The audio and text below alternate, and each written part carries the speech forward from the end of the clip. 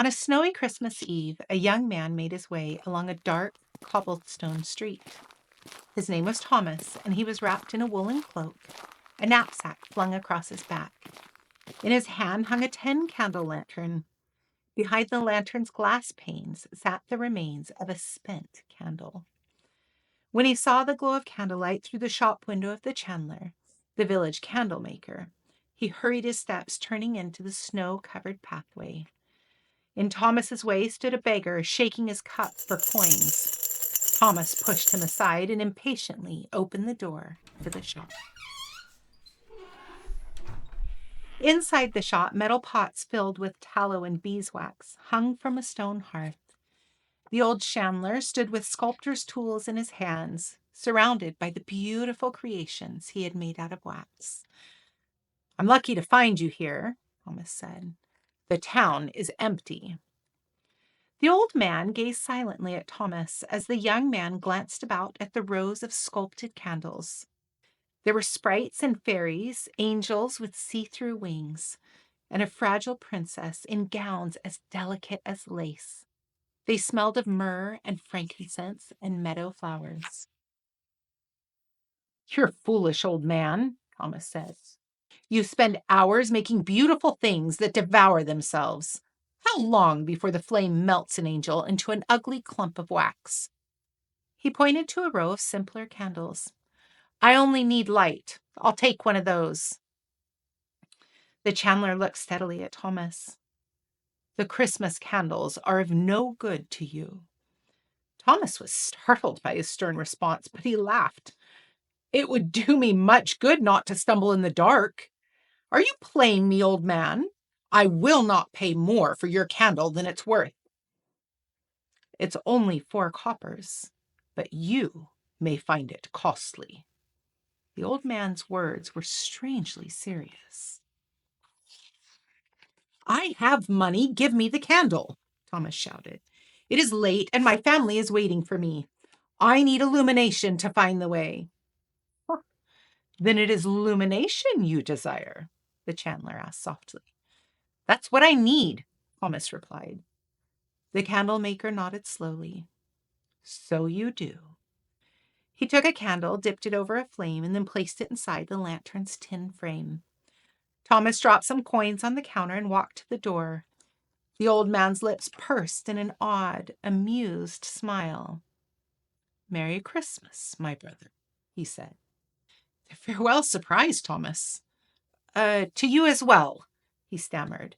Then he hastily stepped out into the darkness, the lantern lighting the road ahead. Thomas had only traveled a short distance when a shadow emerged from an alleyway. "A robber," he thought fearfully. He held out his lantern. "Who's there?" he called. Then, in the light of the candle, he saw it was only a frail woman, huddled against the cold. "Sir," the woman cried, a pence, please." His eyes narrowed in contempt at the beggar. Then he looked at her more closely, gasped. He knew the face well. It was his own mother. "Mother, what is this prank? Why do you greet me as a beggar?" The woman stared at him. "Just a halfpence, sir." "Why are you here? Where are my brothers, my sister?" Thomas asked. He reached out to her, but she pulled away.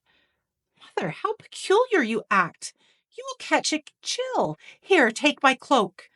He removed it and held it out to her. Cautiously, the woman came forward, then snatched the coat and retreated into the shadows. But as she moved from the lantern's light, her appearance changed. She was not his mother, but a beggar indeed. With Thomas's cloak in hand, she disappeared into the darkness. "Strange trick," he said to himself. He wrapped his arms around his chest, wishing he had kept his cloak. "It is I who will catch a chill." Thomas walked on, quickening his pace against the frigid air. As he passed beneath the awning of a darkened inn, the candle revealed another form lying in the gutter. He held out the candle and again gasped. "Has the universe gone mad? Elin, my brother, are you sick?" He set the lantern down and pulled his brother's limp arm around his shoulder, struggling to lift him. Elin, I cannot carry you. He pounded on the inn's door, which was opened by a grim-faced woman. My brother is sick, and I fear he will freeze before I can come back for him. May I bring him inside? For the price of a night, she cackled. 1 shilling. 1 shilling? Thomas reached into his pocket. I have only a 6pence. The old woman scowled and began to shut the door. Wait! My knapsack is worth more than 1 shilling, Thomas cried. And the trousers inside are newly tailored. I will give you everything. The old innkeeper looked at the bundle and then reached out a fat hand. Thomas flung his knapsack from his back and handed it to her with the last of his money. She opened the door. Bring him in. Leaving the lantern on the curb, Thomas dragged the man into the inn's foyer. As he gently laid him on the wooden floor, he suddenly saw that the man's face, just like the beggar's, had changed. So it's your brother who lay in my gutter, croaked the woman. Thomas gaped at the man. He is not my brother. You are mad, the woman muttered, and she shoved him out the door. Outside, Thomas picked up his lantern. He looked into its glass panes. There is something strange about your light, he whispered. Thomas had just glimpsed the bright lights of home when he came across a little girl shivering in the cold. Have you anything to eat, sir? She asked in a faint voice. Thomas felt a stir in his chest. This child was tiny, no bigger than his sister. Suddenly, he pulled the lantern away. He wouldn't shine it in her face. He could guess its trick. And what could he do for this poor waif? He had no food or money left to give.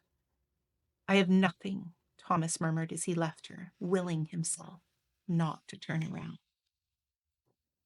Penniless and cold, Thomas trudged onward, hardly glancing at the familiar houses of his childhood. His own home was dressed for the season, and music and laughter came from inside. As he entered the foyer, his mother greeted him with great excitement. Thomas, she exclaimed, you've arrived! Hearing her cry, his sister and brothers rushed into the room to welcome his arrival. When the jovialty had begun to settle, his mother looked at him peculiarly. Thomas, where is your cloak? Yes, said his brother Elin, and why have you no pack? Thomas gazed solemnly into their bewildered faces. I gave everything away, he said. To whom? His mother asked, puzzled. Thomas looked down at the waning Christmas candle. The old man spoke the truth. You are costly. A smile of understanding slowly spread across his face. But of great worth. What is this riddle? What old man? His sister asked. A wise man who sculpts candles, Thomas replied as he gazed at the face of his sister. And just then, in his mind, her bright face became the woeful, hungry face of the poor child in the cold. Thomas looked at the sumptuous banquet laid out on the table. Suddenly, he turned to the door. Thomas, where are you going? His sister asked. I must see about another member of our family, he said. And as he left the warm, fragrant house for the cold night, Thomas's heart was warm with joy. For that Christmas Eve, a lesson was learned and all taken to heart. If we will see things as they truly are, we will find that all, from great to small, belong to one family. And this truth, known from the beginning of time, is perhaps best seen in the joyous illumination of Christmas. Yeah. Thank you for joining us for this story. I love the reminder that we get lost in our lives and we think about ourselves often, but Christmas time is such a beautiful time of year to be able to consider that what we have is what we have to give to others and not just keep for ourselves. It allows us to look at one another with the love that we should have, each one of us, our brothers and sisters in this world. I I hope that you will remember this as you go around and look into the eyes of strangers who truly are your family. Thanks for joining us today. And remember to always either be the good in the world or find it. Thanks for joining. See you next time.